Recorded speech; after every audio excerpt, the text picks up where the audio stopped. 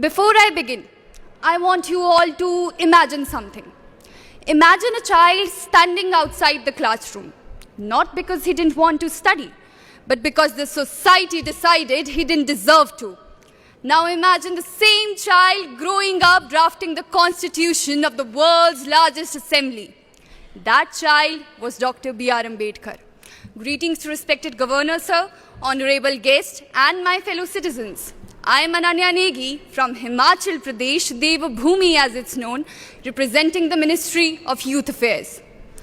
Dr. B.R. Ambedkar ji once said, "The Constitution is not a mere law's document. It is a vehicle of life, and its spirit is the spirit of age." And we all remember him. But remembrance is easy, understanding is difficult. Because if we truly understood him, we wouldn't reduce his legacy to just one day. We proudly say, he gave us the Constitution, he gave us the democracy, he gave us the fundamental rights.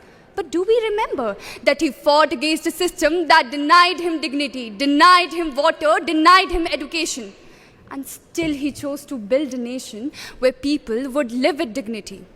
उन्होंने केवल संविधान नहीं लिखा, उन्होंने एक ऐसे राष्ट्र की परिकल्पना की जहां सम्मानता केवल शब्द नहीं एक वास्तविकता हो.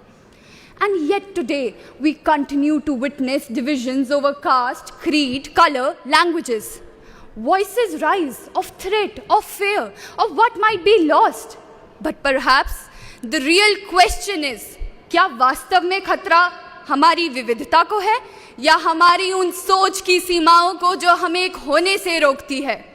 Our constitution, written by Baba Sahib, did not give us 100 different identities, ladies and gentlemen. It gave us one. It begins with the three immortal words.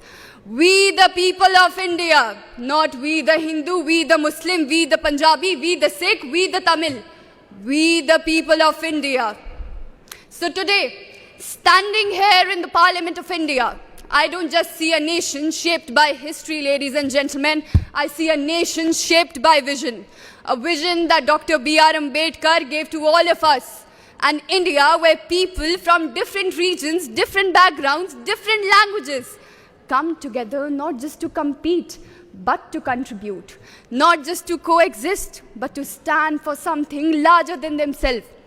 At the end, I would like to conclude by saying, बाधाएं आती हैं आए घिरे प्रलय की घोर घटाएं, पांव के नीचे अंगारे, सिर पर बरसे यदि ज्वालाएं, निज हाथों में हंसते हंसते आग लगाकर जलना होगा, कदम मिलाकर चलना होगा, कदम मिलाकर चलना होगा. धन्यवाद. जय हिंद, जय भारत.